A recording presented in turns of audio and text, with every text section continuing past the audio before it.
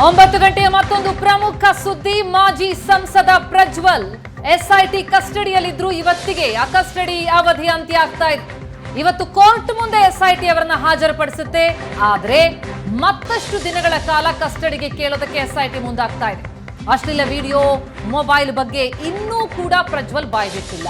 ಈಗಾಗಲೇ 6 ದಿನಗಳ ಕಾಲ ಕಸ್ಟಡಿಗೆ ಪಡ್ಕೊಂಡಿತ್ತು ಎಸ್ಐಟಿ.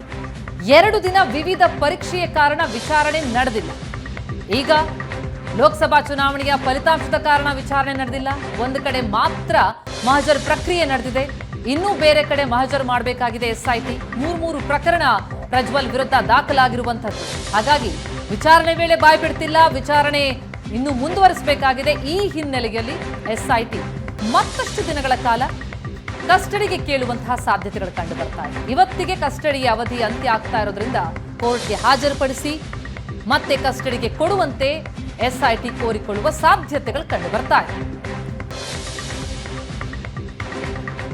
ಇನ್ನೂ ಕೂಡ ಬಾಯ್ಬಿಟ್ಟಿಲ್ಲ ಪ್ರಜ್ವಲ್. ಮೊದಲ ಹಂತದಲ್ಲಿ ವಿದೇಶದಿಂದ ವಾಪಸ್ ಆದ ತಕ್ಷಣ ಪ್ರಜ್ವಲ್ನನ್ನ ಕೋರ್ಟ್ ಮುಂದೆ ಹಾಜರುಪಡಿಸಲಾಯಿತು. ಅದಾದ ನಂತರದಲ್ಲಿ ಅವರ ಕಸ್ಟಡಿ ಅಂತ್ಯ ಆಯಿತು. ಈ ಬಗ್ಗೆ ಇನ್ನಷ್ಟು ಡೀಟೇಲ್ಸ್ ಕೊಡ್ತಾರೆ ನಮ್ಮ ಪ್ರತಿನಿಧಿ ಹರೀಶ್ ದೂರವಾಣಿ ಸಂಪರ್ಕದಲ್ಲಿದ್ದಾರೆ. ಹರೀಶ್, ಪ್ರಜ್ವಲ್ ರೇವಣ್ಣ ಎಸ್ಐಟಿ ಕಸ್ಟಡಿಯಲ್ಲಿ ಇದ್ರೂ ಕೂಡ ಇಲ್ಲದಂತೆ ಅನ್ನೋ ತರ ಅನಿಸ್ತಾ ಇದೆ. ಯಾಕಂದ್ರೆ ಹಲವಾರು ಕಾರಣಗಳಿಂದ ಅವರ ವಿಚಾರಣೆ ಸರಿಯಾಗಿ ನಡೀತಾ ಇಲ್ಲ. ವಿಚಾರಣೆ ಆಗ್ತಾ ಇದ್ರು ಕೂಡ ಅವರು ಸರಿಯಾಗಿ ಸಹಕಾರ ಕೊಡ್ತಾ ಇಲ್ಲ, ಆನ್ಸರ್ಗಳನ್ನು ಹೇಳ್ತಾ ಇಲ್ಲ ಅಂತ. ಈಗ ಮತ್ತೆ ಕಸ್ಟಡಿ ಅಂತ್ಯ ಆಗ್ತಾ ಇದೆ. ವಾಪಸ್ ಕಸ್ಟಡಿಗೆ ತೆಗೆದುಕೊಳ್ಳುವ ಸಾಧ್ಯತೆ ಇದೆಯಾ?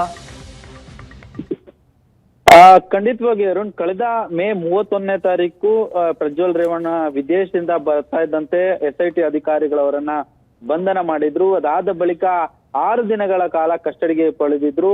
ಜೊತೆಗೆ ಅದಾದ ಬಳಿಕ ಮತ್ತೆ 4 ದಿನಗಳ ಕಾಲ ಕಸ್ಟಡಿಗೆ ಪಡೆದಿದ್ರು.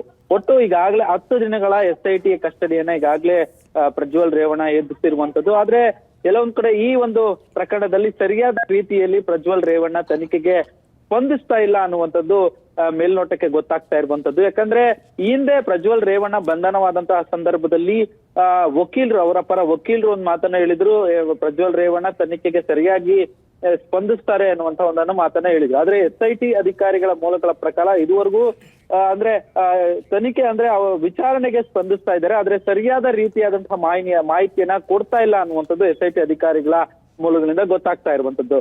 ಪ್ರಮುಖವಾಗಿ ಏನು 10 ದಿನಗಳ ಕಸ್ಟಡಿಯಲ್ಲಿ ಈಗಾಗಲೇ ಲೈಂಗಿಕ ದೌರ್ಜನ್ಯ ಪ್ರಕರಣಕ್ಕೆ ಸಂಬಂಧಪಟ್ಟಂತೆ ಮಾತ್ರ ಈಗಾಗಲೇ ಸ್ಥಳ ಮಹಜರು ನಡೆದಿದೆ. ಜೊತೆಗೆ ಪುರುಷತ್ವ ಪರೀಕ್ಷೆ ಮಾಡಬೇಕಾಗಿತ್ತು. ಈ ಕಾರಣದಿಂದಾಗಿ ಅದಕ್ಕೆ ಹೆಚ್ಚು ಸಮಯ ಏನು ಎಸ್ಐಟಿ ಅಧಿಕಾರಿಗಳು ಮೀಸಲಿಟ್ಟಿದ್ರು. ಜೊತೆಗೆ ಅದಕ್ಕೆ ಹೆಚ್ಚು ಸಮಯ ಖರ್ಚಾಗಿತ್ತು. ಹೀಗಾಗಿ ಒಂದಷ್ಟು ಇನ್ನು ಸ್ಥಳ ಮಹಜರು ನಡೆಸುವಂತಹ ಸಾಧ್ಯತೆ ಇದೆ.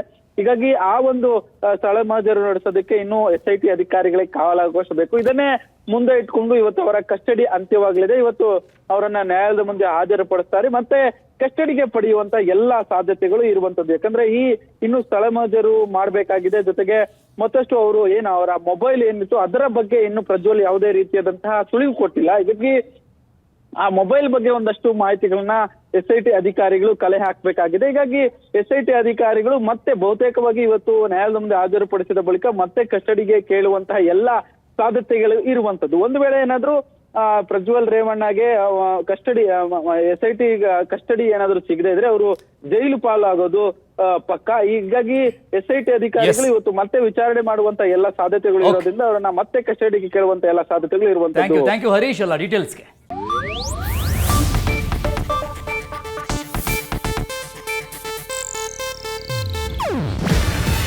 ಇದು ಏಷ್ಯಾನೆಟ್ ನ್ಯೂಸ್ ನೆಟ್ವರ್ಕ್ ಪ್ರಸ್ತುತಿ.